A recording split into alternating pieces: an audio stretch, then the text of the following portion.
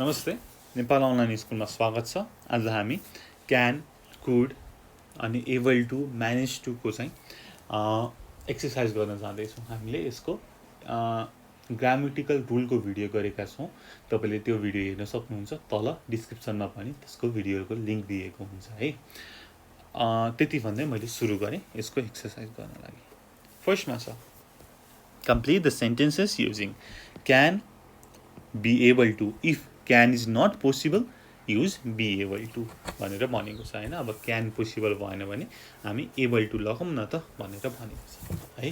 हामीले अब कस्तो कन्डिसनमा can युज हुन्छ, कस्तो कन्डिसनमा able to युज हुन्छ भन्ने कुरा गरिसकेका छौँ। प्लिज त्यो भिडियो हेरिदिनु होला है। यो चाहिँ त्यसको इम्प्लिमेन्टेसनको भिडियो मात्रै हो। सो सुरु गरौँ। 1. Gary has traveled a lot. He can speak 5 languages. ठीक छ, he has ability to speak 5 languages है। हामीले कसैको चाहिँ somebody is allowed to or possible to or somebody has ability to do something भयो भने can युज गर्छौँ भनेर भनेका छौँ। I haven't been able to sleep well recently है। अब haven't आएपछि अब त्यहाँनिर can त युज गर्ने कुरै भएन। So I haven't been able to sleep well recently. 3. Nicole drive but she doesn't have a car. ऊ ड्राइभ गर्न सक्छ तर उसँग कार नै छैन। कस्तो दुविधा है। ल ठिकै छ। Nicole can drive but she doesn't have a car. 4. I used to be able to stand on my head but I can't do it anymore. पहिला गर्न सक्ने तर अहिले सक्दैन। I have lost that ability. I used to be able to stand on my head but I can't do it anymore. 5. I can't understand Mark. I have never been able to understand him. I've never been able to understand him. 6. I can't see you on Friday but I can meet you on Saturday morning. अथवा I will be able to meet you on Saturday morning. दुवै राख्न मिल्छ। 7. Ask Catherine about your problem. She might be able to help you. She might be able to help you. You have to be careful in this part of the city. It can be dangerous. It can be dangerous. It is able to be dangerous. It can be dangerous. 9. Michael has lived in Italy a long time, so he should be able to speak Italian. So he should be able to speak Italian. ठिक छ, सजिलो छ है यो चाहिँ। ठ्याक्कै can त ठ्याक्कै फिट हुन्छ अनि क्यान फिट नहुने ठाउँमा चाहिँ अब is able to, be able टुको भेरिएन्ट फर्म लगाउनु पर्यो टेन्स हेरेर है। यो चाहिँ ठ्याक्कै सजिलो छ। अब सेकेन्डमा हेरौँ। सेकेन्डमा के भनेको छ त, write sentences about yourself using the ideas in the bracket. ब्र्याकेटमा लेखेर चाहिँ ब्र्याकेटमा छ जुन त्यसको आइडिया लिएर चाहिँ हामीले आफ्नो बारेमा केही लेख्नु पर्यो। म चाहिँ आफ्नो बारेमा लेख्छु, तपाईँ चाहिँ आफ्नो बारेमा लेख्नुहोस् है। तपाईँको र मेरो एन्सर यसमा चाहिँ डिफ्रेन्ट हुनसक्छ। 1 नम्बरमा के भनेको छ त, something you use to be able to do, जुन चाहिँ तपाईँ पहिला चाहिँ राम्रोसँग गर्नुहुन्थ्यो तर अहिले गर्नुहुन्न। I use to be able to sing well. Something you used to be able to do. जस्तै I used to be able to run fast. हैन, पहिला म चाँडै दौडिन सक्थेँ। I used to be able to run fast. 3. Something you will like to be able to. अब मलाई के गर्न मन लाग्छ त, मलाई चाहिँ पियानो बजाउन एकदमै मन लाग्छ। त्यसको लागि I would like to be able to play the piano. मलाई पियानो बजाउन एकदमै मन लाग्छ। 4. Something you have never been able to. के होला त, मलाई बिहान उठ्न चाहिँ एकदमै अल्छी लाग्छ हैन। म चाहिँ बिहान त कहिले उठ्नै सक्दिनँ। I have never been able to get up early. है, बिहानको निन्द्रा एकदमै मिठो हुन्छ नि है। मलाई चाहिँ ठ्याक्कै त्यस्तै छ। म चाहिँ बिहान चाँडै उठ्नै सक्दिनँ है, बरु बेलुका ढिलासम्म बस्ने, बिहान चाँडै उठ्न नसक्ने होइन। अब कोही चाहिँ बिहान चाहिँ चाँडै उठ्न सक्ने हुन्छ, but I have never been able to get a part. अब यसरी चाहिँ तपाईले ठ्याक्कै इम्प्लिमेन्टेसन गर्न सक्नुहुन्छ। अब हाम्रो अर्को नेक्स्टमा complete the sentences with can, can't, could, couldn't plus following हैन यहाँ ठ्याक्क दिएको छ। 1 मा के छ त I'm afraid I can't come to your party next week. I can't come to your party next week. 2. When Dan was 16, he could run 100 meters in 11 seconds. He could run 100 meters in 11 seconds. भनेको can चाहिँ प्रेजेन्टमा use हुन्छ, could चाहिँ पास्टमा use हुन्छ। त्यसपछि 3. Are you in a hurry? No, I've got plenty of time. I can wait. अब माथि अरु त मिल्ने केही नै छैन हैन। I can sleep लेख्न मिल्छ त मिल्दैन नि। So I can wait. 4. I don't feel good this morning. I couldn't sleep last night. म हिजो बेलुका सुत्न सकेको थिएँ। Past. I couldn't sleep last night. 5. Can you speak a little louder?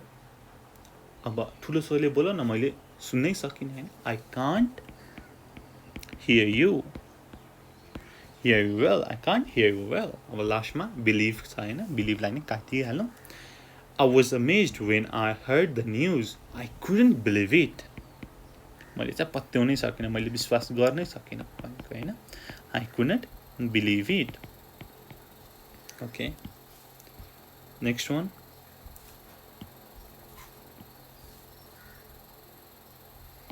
Complete the answers to the questions with was, were able to हैन। दुईटा दिएको छ, was अथवा were able to लगाएर हामीले तलको आन्सर दिनु पर्यो। क्वेशन सोधेको छ।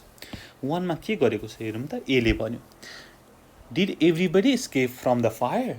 Yes, the fire spread quickly, but everybody was able to escape. अब मैले was able to, managed to कुन बेला युज गर्ने भनेर अगाडिको भिडियोमा भनेको छु। जब कुनै स्पेशल कन्डिसन आउँछ, स्पेशल सिचुएसन आउँछ भनेदेखि, स्पेसिफिक सिचुएसन आउँछ भनेदेखि was able to, were able to use हुन्छ instead of can, could है त। ल यो पनि मैले यहाँ भनिदिहालेँ। तपाईले अझै डिटेलमा जान्न मन छ भने प्लिज वाच दैट भिडियो। 2 मा ए ले भन्यो Did you finish your work this afternoon? Yes, there was nobody to disturb me, so I was able to finish it. 3. Did you solve the problem? Yes, we did. It wasn't easy, but we were able to solve it.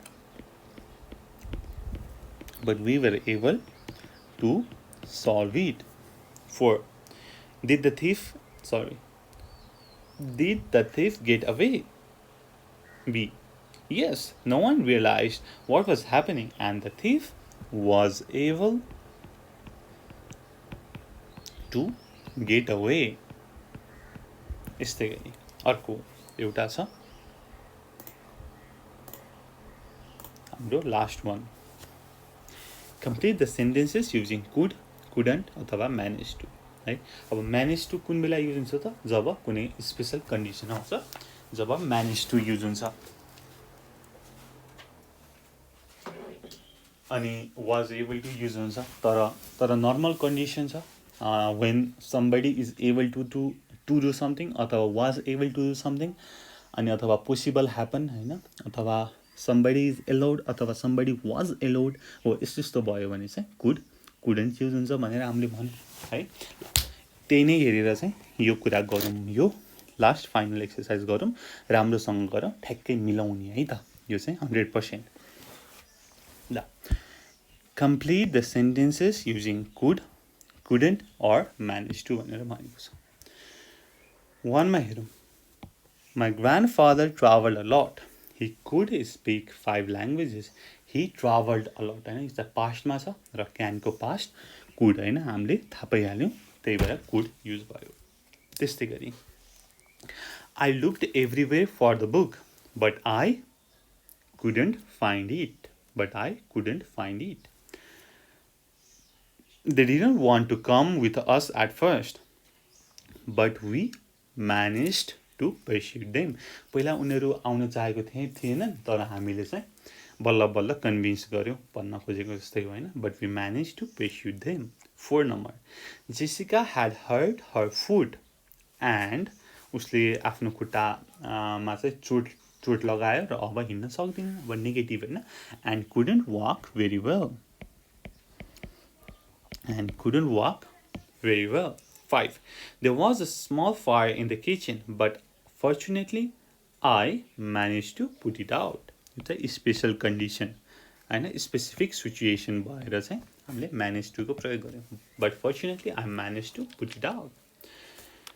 The walls were thin, and I अब मेरो चाहिँ ability to hear हैन. I could hear people talking in the next room.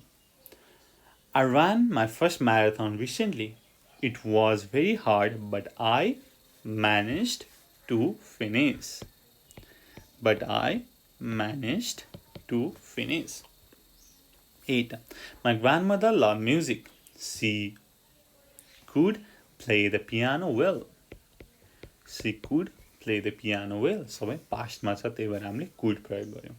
We wanted to go to the concert, but we अब जान त मन लाग्थ्यो तर हामीले टिकट नै पाएनौं. But we couldn't get tickets. A girl fell into the river, but some people managed to pull her out. She is all right now, but some people managed to pull her out. She is all right now. ल यसरी हामीले यो was able to, can, could, couldn't, can't यसको चाहिँ गर्यौं है. ल तपाईलाई भिडियो कस्तो लाग्यो हामीलाई सल्लाह सुझाव दिनु होला र यसको चाहिँ ग्रामेटिकल रुलको भिडियो पनि हेरिदिनु होला. तल हामीले डिस्क्रिप्सनमा भिडियो लिंक दिएका हुन्छौं. यति भन्दै thank you so much for watching. Until next time, goodbye. Keep learning. जय जन सूर्य.